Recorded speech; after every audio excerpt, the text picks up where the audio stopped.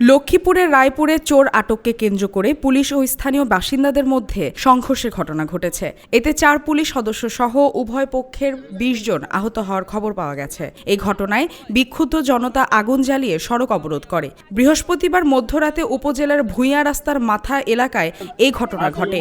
অটোরিকশার মালিক শাহ আলম জানান, ইফতারের পর তার অটোরিকশা চুরি হয়। পরে খোঁজাখুঁজি করে তিনি চোরকে আটক করেন। তবে অটোরিকশা উদ্ধার করা গেলেও ব্যাটারি পাওয়া যায়নি। এ সময় থানা পুলিশ ঘটনাস্থলে এসে চোরকে থানায় নিয়ে যেতে চাইলে তিনি ব্যাটারি উদ্ধারের দাবি জানান। অভিযোগ করা হয়, এই নিয়ে কথা কাটাকাটির এক পর্যায়ে পুলিশ উপস্থিত জনতার উপর লাঠিচার্জ করে। এতে নারীসহ অন্তত 10 জন আহত হন বলে অভিযোগ এলাকাবাসীর। প্রত্যক্ষদর্শীদের ভাষ্য, পুলিশ ঘটনাস্থলে পৌঁছে অভিযুক্তকে নিয়ে যেতে চাইলে এলাকাবাসী আপত্তি জানায়। এ সময় পরিস্থিতি উত্তপ্ত হয়ে ওঠে। পুলিশ নারীদের আপত্তিকর ভাষায় গালাগালি করে এবং এলাকাবাসীর উপর লাঠিচার্জ করে। পরে বিক্ষুব্ধ জনতা সড়কে আগুন জ্বালিয়ে অবরোধ সৃষ্টি করে এবং পুলিশের দিকে লাঠিসোঁটা নিক্ষেপ করে। এতে পুলিশের 4 সদস্য আহত হয়েছেন।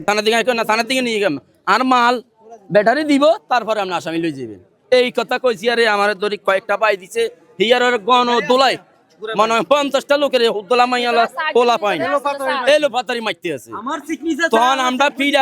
তখন আমরা মাছ লাড়ি মেলা হচ্ছে, আমরা মিশাতে কইতাম। তখন এরা চলি আমার সাথে হয়েছে, আমি ঘরে আসছিলাম, পুলিশ যায় হদ্দমে বাড়ির সামনে গাড়ি রাখি, মহিলা ঘরে দোয়াইছে। স্থানীয় কয়েকজন নারী অভিযোগ করেন, পুলিশ তাদের সঙ্গে দুর্ব্যবহার করে এবং বাধা দিলে তাদের উপর হামলা চালায়। এতে বেশ কয়েকজন আহত হন। এই ঘটনায় এলাকায় উত্তেজনা বিরাজ করছে।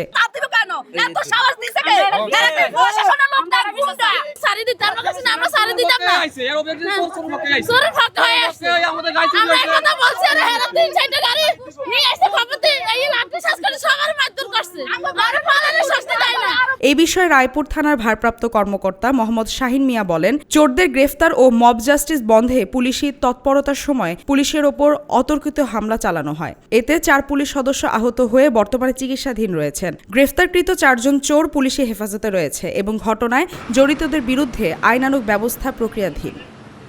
মালিহা চৌধুরী, আয়না টেলিভিশন।